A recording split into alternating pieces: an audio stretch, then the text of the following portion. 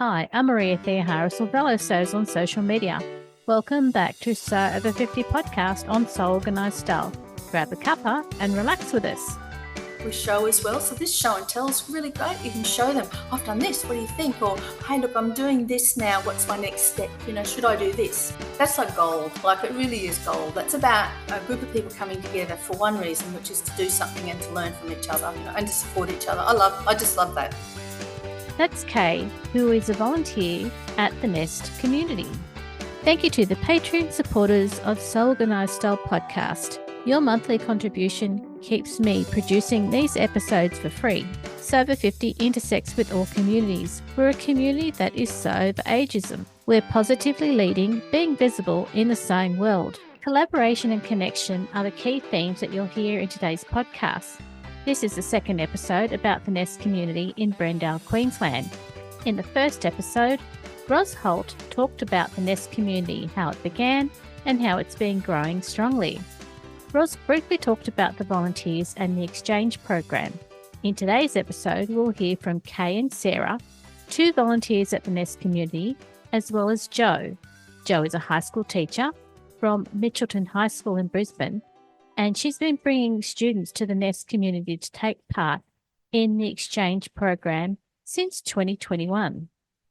Let's listen to Kay tell her volunteer story. So have you been volunteering today?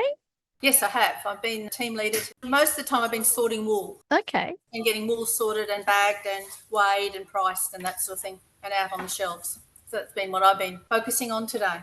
Is your background knitting? Yes, it is actually. I do a lot of knitting and I do a lot of crocheting and I do a lot of wool. But it's a bit hot up here to do that all year round. So you have to have multiple projects going. So when you started at the Nest, how did you find out about them? Okay, that's an interesting story. I had retired and we were starting to travel.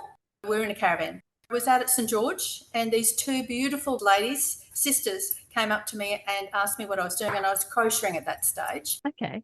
And they said to me, so do you know about the Nest? And I went, no, what's the Nest? So they introduced me to it by saying, come along and see what you can do. Do you like to sew? And I went, yes. Do you like to patchwork? And I went, yes, I'm starting that way now.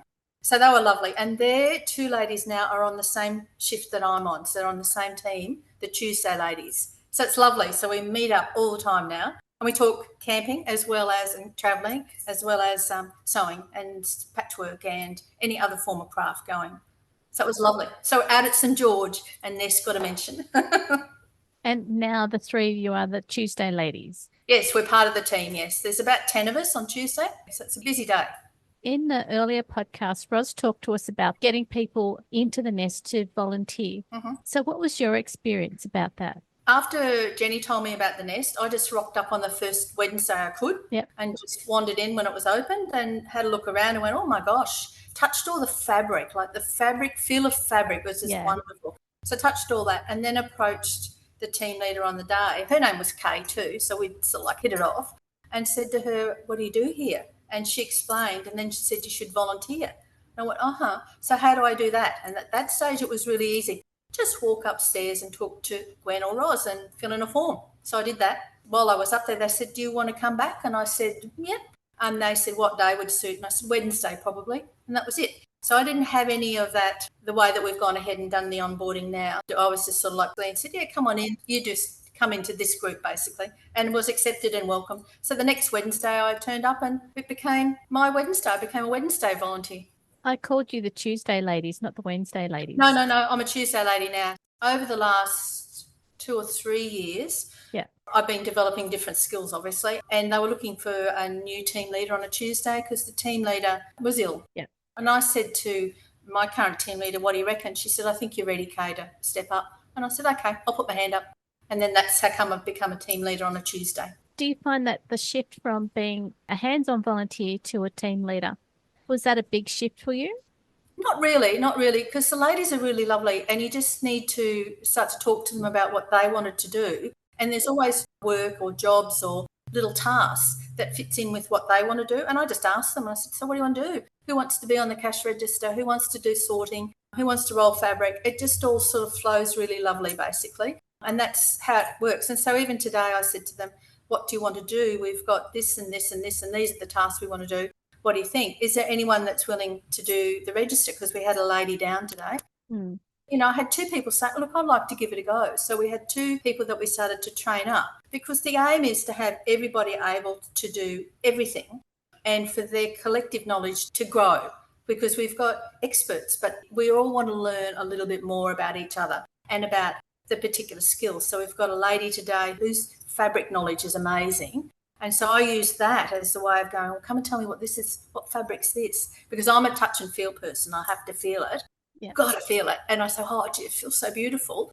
That's what we do. So we have conversations while we're rolling fabric or talking about it, about what the fabric is, what we would do with it, what it would look like, that sort of thing. And the same with any of the different notions that came in. Like we had that zigzag rickrack, all in bright colours. And it was like, oh, my gosh, look at that. I haven't seen it for ages. So we had a big conversation about how we used it when we were growing up, what items we had it onto, and how much is being used now for Tay-Tay's outfits, basically. Girls were coming in buying fabric to make their outfits to wear to Taylor Swift. And in it, they were putting all this rickrack all over it. So it's sort of like, wow. So it's gone, that loop. So we learn a lot about what's out there and what's in the shop from each other. That way you also pass it on to people who come in to the shop and ask questions. Yes, we do. There's some younger people coming through, so we show them and talk to them about what they can do and how they can do things differently. Like even putting a zipper in a skirt, for example, there's many different ways of doing that. So there's always somebody in the volunteer nest that can come out and show them. Oh, a lady came in today. She's making one of those tote bags, but she's quilting it. And so she wanted to have the wadding that goes in between, but she wanted a particular type of wadding. Right. And it wasn't in the sort of form that she expected it to be in, but we showed her what she could use and she took that away with the amount that she needed. So that's sort of some of the learnings and the fun that we have as well. Her bag's going to look marvellous, basically, with what she does with it. So we see that sort of stuff coming through. It's lovely. You get an idea about the type of sewing that people are doing. When someone comes in and they'll buy something specific, do they sometimes come back into the store and try to give back the rest of what they've bought? Sometimes they do, yes. So if they buy too much, or they've gone back home and they've looked at their stash and they've gone, I don't think I'm going to be able to use that anymore. I'm not going to do that now. They know then they bring their donations in. So we get a lot of that coming in. Or their mother or their aunt or, somebody in their family has stopped doing what they're doing. They say, can you take this? So we package it up nicely and it gets sold and someone else goes away and sure enough, they come back and they're wearing something that they've bought at the nest. What I've got on today came in as a unfinished project. It was a dress that didn't have the collar on. It was a really long dress. So I cut the bottom of it off and made sleeves. Had to reset the collar and reset the neckline because it just looked pretty ordinary. Put a few darts in so to make it fit me, and all for sort of like $10. And it gave me an appreciation for, I can sew, I can do this. So out of that came my confidence again about sewing. When you work full-time and you're not doing sewing every day, your ability to rectify things goes. You want to be fast and finish stuff, but you don't because you haven't been practicing enough, so you can't finish it quickly. So then all of a sudden it just becomes, and you roll it up, put it in the drawer and go, I'll leave that till later. My confidence had gone. And I bought some beautiful fabrics, but I wanted to sort of test myself again. So I came back into the nest and now I can. Like the fabrics, I can buy a cheap fabric, play around with it. My sewing skills have really escalated now and they've gone right back up to where they should be. Once you've stopped working full-time, or if you don't work full-time, you don't have those everyday connections that you would normally have when you are working full-time. So it's actually quite a good environment to keep socially connected, and that's part of what the nest is all about. That reinforcing that you are a worthwhile person.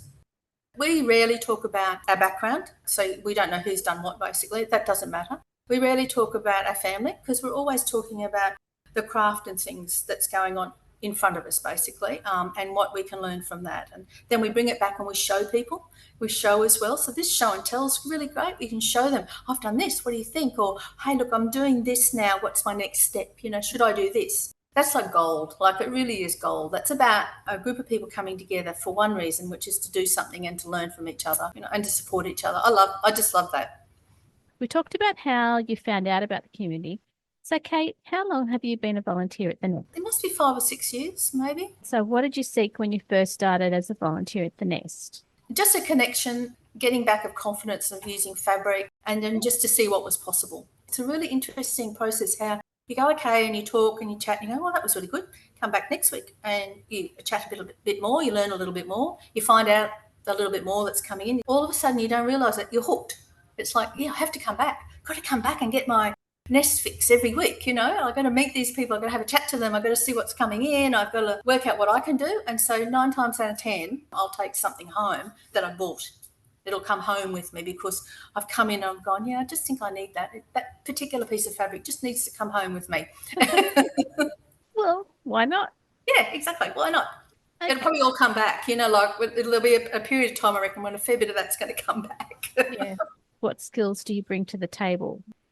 I've come in with an organisational change background. So I did large-scale organisational changes for big public sector organisations and large organisations in my career. So there's that whole skill set of focusing on the strategy side, working out how you make it operational. That's the skill set that Ros eventually found out I had. That was sort of like when she started to talk to me about her vision and her strategy for going forward. That evolved into me working with the board. At that stage, there was a board member who knew of my background. So she was comfortable with me coming on and helping them work through the governance side of it, work through what their strategy was going forward, working through how to strengthen what had started to be developed. I just started to facilitate whole policy sessions and got them to think about it. We built a new constitution, and that meant that we moved from being an associated organisation through to being a limited company. Back in my previous career, I had done some of that sort of work as well with large organisations and with charity organisations where we set up constitutions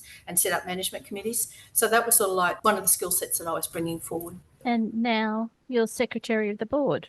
Yeah, so that process evolved June, July last year. I rocked in and I was ready to go onto the board and become a director. I was doing all the secretarial work. So it was a matter of just going, okay, let's see where that leads. And that's meant that now for the next 12 months, I will work that process through for them basically and get all that embedded so that we've got that whole secretary of the company in place. It's lovely. We've got a really great board of people. They're really collaborative. I love that. That's the other thing about the Nest. Everyone's collaborative. It's lovely when you come across an organisation that's really happy to be like that. They don't want to be one up on you. They don't want to be the boss. They don't want to tell you what to do, but they just want to listen to what you've got. Then they encourage you that way. My skill set as well, that's something I can bring with me, and I bring how to collaborate. That has worked really well. And then the only other part that Ros talked about was moving from the previous location at the cottage through to the shed. What's that been like for you? Well, I missed a fair bit of that because I was travelling.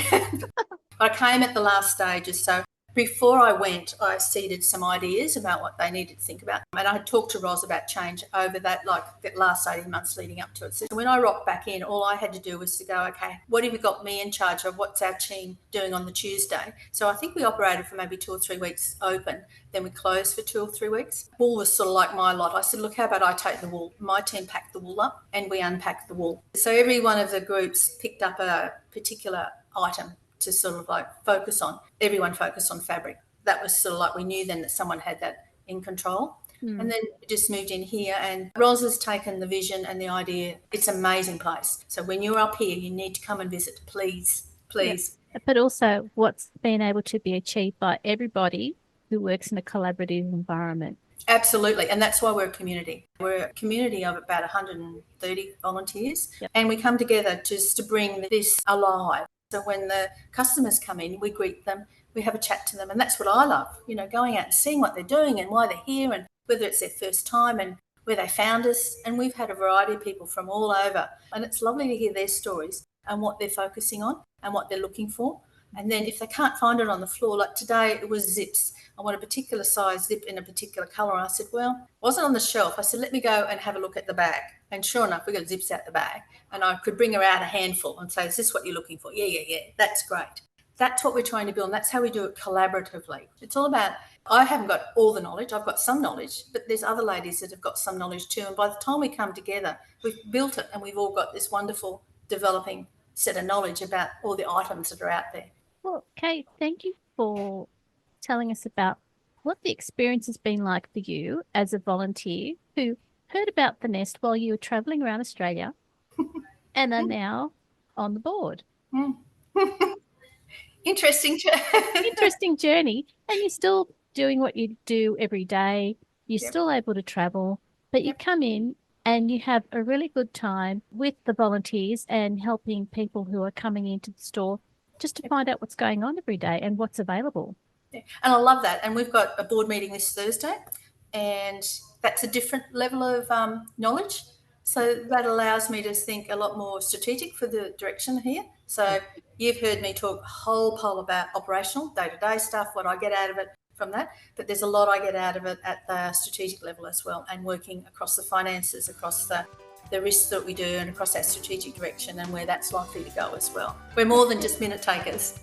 So yeah, I find myself very lucky, very fortunate to be where I am. Now we'll hear from Sarah, who has volunteered at the Nest community for over 8 years. You can find Sarah on Instagram at Pickles Goes to Market. How long have you been a volunteer at the Nest, and how did you find out about the Nest community? I've been a volunteer here at the Nest coming on 8 years now. I found out about it. I was quite socially isolated at that time 8 years ago. Never had any kids, living alone in a tiny place, by the way, little studio, and running my own small business from home. So I wasn't even going to the workplace and talking with other people in the workplace. Oh, okay. Apart from when I went to the markets, I sold my handmade things at markets mainly. So I Googled, I knew what my interests were, like art and creativity and a couple of other things. I did some Googling, and that's how I came across the Nest. What did you seek when you first started as a volunteer at the Nest? To get out of the house and be interacting with other people, because obviously, as I explained, my situation before was my primary motivation in volunteering in the community. What were your roles or your duties as a volunteer? I've mainly volunteered in the haberdashery because I've been here for so long, and when we first started out, I've done a lot of things over that time. I started out measuring, pricing and rolling fabric onto bolts and rolls, sorting and pricing different notions and yarn, alongside helping customers, just greeting them when they came in and are they looking for anything in particular, and the point of sale at the till. One of my strengths is I'm really great at taking ownership of and completing projects.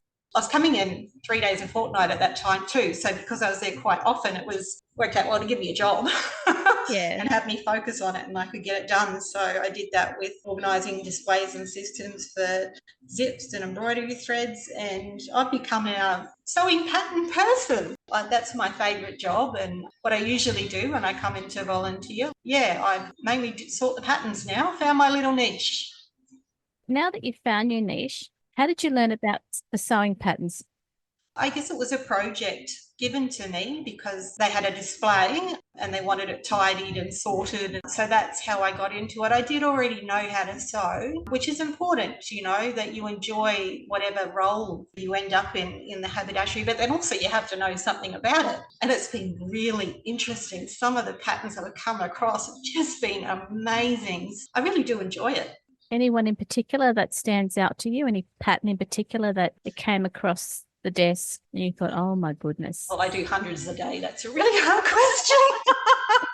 But I've seen some amazing 1940s patterns specifically. They've got the sharp angled line collars and the tight waists and then the tight long skirts, some with brook shields on the front. I just saw a Marie Osmond pattern. So you're just constantly surprised, left field, because we get so much. And things from my childhood that are odd things, that like strawberry shortcake is around again, I know. You're always surprised every day at what you find. I've heard that you're also involved with the workshop program. Yeah, I am. Something that I learnt in volunteering here was teaching.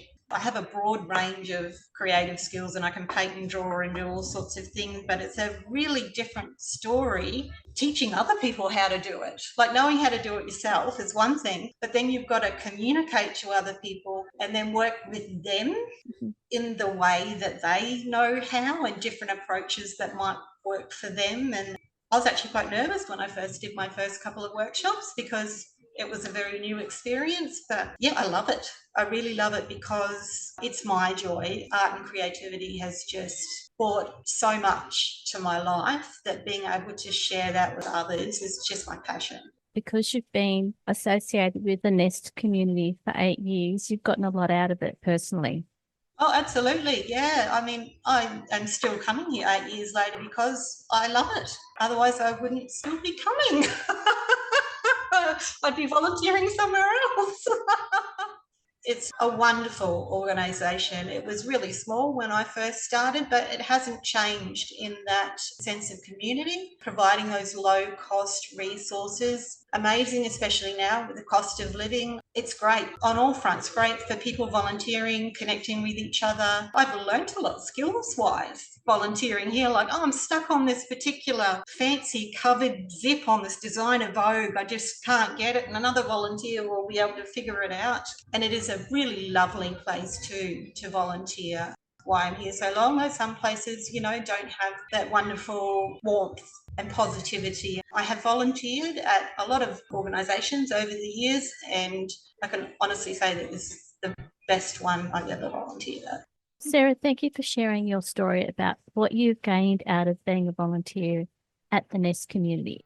That warmth and that openness has continued on since the first day you started there. Yeah, and I have no doubt, I hope and I have no doubt it does continue on for years to come. Now we'll hear from Jo. She teaches at Mitchelton High School in Brisbane, and students there have been supported by the Nest community, taking part in the Exchange program since 2021. When did you hear about the Exchange program? I had a couple of friends at the gym that I go to. Yeah. They were volunteers at the Nest. I was keen to get the students on board to do some work experience. Yep. And just rang Roz and just mentioned to her, is there any flexibility there for the kids from Mitchy High to connect with the Nest and send some students along for some work experience in the shop? And that's when she said, have you heard about the Exchange program? So then she spoke to me about that, and I thought, that sounds really good. I'd have a few kids that'd be, interested in coming along. So then the school was on board, and we probably started about 3 years ago coming from Mitchelton High School to the Nest. And what are their age ranges from the school? So from grade 7 through to grade 12. So that would be what? From their 11 through to 17.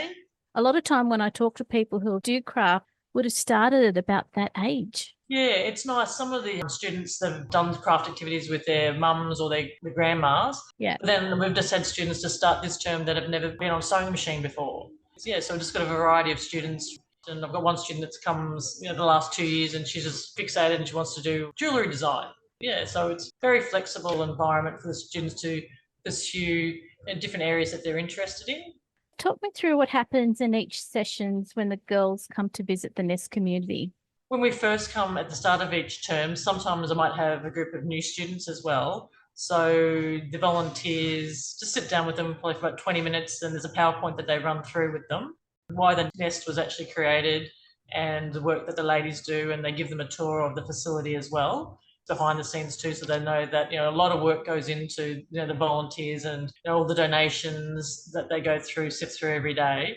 It's really nice that each of the ladies then spend some time and just explaining to the students what their interest is. They might be interested in embroidery, knitting. You might be an expert in how to crochet, and it's nice because each of the ladies have got their sort of interests that they like to do.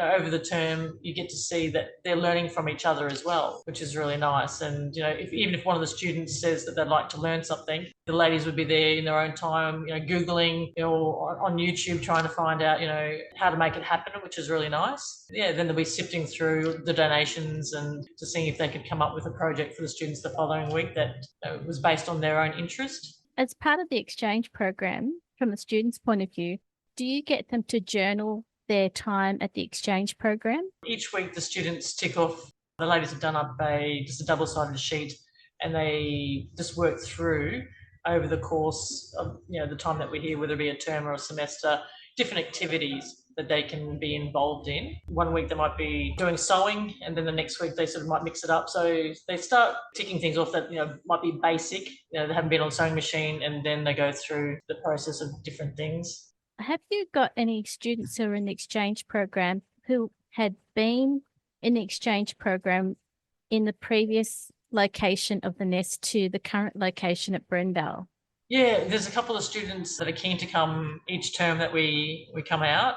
Yeah. And yeah, so it's nice to have seen the progression from the old Queenslander to the new facility out here at Brendale. It's a huge change. It's so new and inviting for everybody. Still a nice feel to it as well, which is great. And the shop looks amazing as well. Yeah, it looks like a real shop. They're all still well-loved items in there being sold. Yeah. And you'd probably get a wider range of items that are available because they're no longer being made. They've been donated from years ago. Yeah, that's right. I think the ladies have said a few times that a lot of the items might come from a deceased estate. Yeah. So, they might be decades old that are, being donated. And it's just lovely, even for the kids to look through the buttons. You could spend a half an hour looking at all the different types of buttons that have been donated. And, some of them have used that for some of their craft activities as well. Mm. Yeah. And the ladies this morning said, we've got all these beads. What are we going to do with all these beads? So they were online looking at YouTube and having all different craft activities the kids could incorporate using the beads as well. It sounds like the students and the volunteers at the Nest are working together to be creative together. The kids are encouraged to come up with their own ideas. We had a student a couple of years ago, her uniform couldn't fit her anymore. Instead of donating it, they upcycled it and they made it into a bag, which was really cool. Wow. The kids are coming up with these ideas, and I suppose the beauty of the internet now, they get on Pinterest and things like that to have a look at different projects. And the current students too, last term they were looking at toys as well. So this went from scratch, came up with a design and made toys, something tangible, which is nice too, that they can take home. But a big part of the Exchange Project too is for the students to make something and donate it back to the Nest, and they can sell it on when they have their sales at the shops and stuff at Brookside and places like that. What are some of the other outcomes that the girls gain from the exchange program? At the start of each term, I approach teachers at school. I might go up to the Montessori space at school and just say, have you got any students that would benefit from the exchange program? Does anyone need just an outlet? Because we come for 2 hours. So 2 hours out of school, they might already exhibit some creativity at school as well. So I know the Montessori program at school, they've already got sewing machines that the kids can access. So some of the kids have had some, background exposure to sewing, and then some of them haven't. But some of them, the Monty teacher might say, oh, this kid's really creative. And when I have a chat to them, they go, oh, yeah, their friend's already been previous year and they'd like to get on board and to come along as well. So it's just a nice growth in the students, because a lot of them, not all of them may not like going to school, but there's a high attendance rate when we get to the Nest, which is great to see. Yeah, so normally we'd have 8 students. Most weeks, so we've got 8 today, so 100%, which is really good. Yeah, because some kids might say to me, oh, I didn't really want to come to school today, but I'm here because I want to go to the Nest. So that noise that we can hear in the background, is that the girls at the exchange program? They're probably having a little break now too. We stopped, which is really nice, for afternoon tea as well. Yeah. We bring along a little bit of food, and some of the volunteers, the ladies, bring some food as well, and they sit down and have, it's really nice, they have a cup of tea or a coffee together and something to eat. And it's nice because that craft conversation might still continue, or they might just branch off and just talk about other things as well, that's happening in their lives, and just having a chat, which is really nice. The ladies that are volunteering their time, they're all different walks of lives. And different ages as well. It's not just grandmas, it's young people as well that are coming in to mentor the students as well. As their facilitator, what do you personally get out of this? I think it's nice to see the kids transform over the term. They're keen to come again, which is really nice. Yeah. They're like, oh, when do we start again? Can I come back? Because they've just got that passion there, and you can just see them transform. And some of them are typically quiet students as well. When they're here, they might be interacting with the ladies and having a chat with them. It's nice to see that they get excited about coming, and there's the benefits there of them, interacting and, improving their communication and social skills. That's probably one of the main things. And just interacting with people as well of a different age group, because not everyone might have typical family setting as well. Yeah.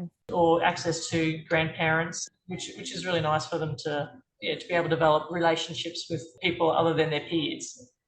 I just think it's a great opportunity for people to be involved, and the schools as well. Our school's been great to let us come along every week and be part of the program, which Roz does an amazing job linking in with us and making us feel welcome every week, which is great. Jade, thanks for taking time out while the students are there and having their time at the exchange program at the Nest. Yeah, no worries. Thank you very much. Thank you. Many thanks to Joe, Kay and Sarah for giving us their time to tell us about their involvement at the Nest community, because now we've heard what it means to them personally as well as what it means to the local community. Sandy of Sober 50 was integral in bringing Ros Holt and the team members who have been involved in making these 2 episodes for Soul Organised Style podcast. But thank you so much, Sandy, for introducing me to Ros Holt and Grace at Brisbane Frocktails last year. Next time you visit Brisbane in Queensland, drop in at the Nest community and have a chat to the volunteers and look through all of the fabric and notions that are available when you visit. This episode of So Organised Style podcast for Sober 50 was produced by me, Maria Theoharis, with permission of Ros Holt, sound by bensound.com. If you want to provide a guest post for Sober 50, make sure you direct message Sandy at the Sober 50 account on Instagram. Many thanks for the ongoing support of the podcast Patreon contributors. Their ongoing support each month enables me to develop this podcast for free. You can subscribe to Soul Organised Style podcast, but with an S, not a Z, on all good podcast apps. Make sure you go back and listen to our free Sober 50 podcast archive. And if you can, please consider supporting the production of this podcast on Patreon. We look forward to joining you in your sewing room next time. Stay safe, everyone.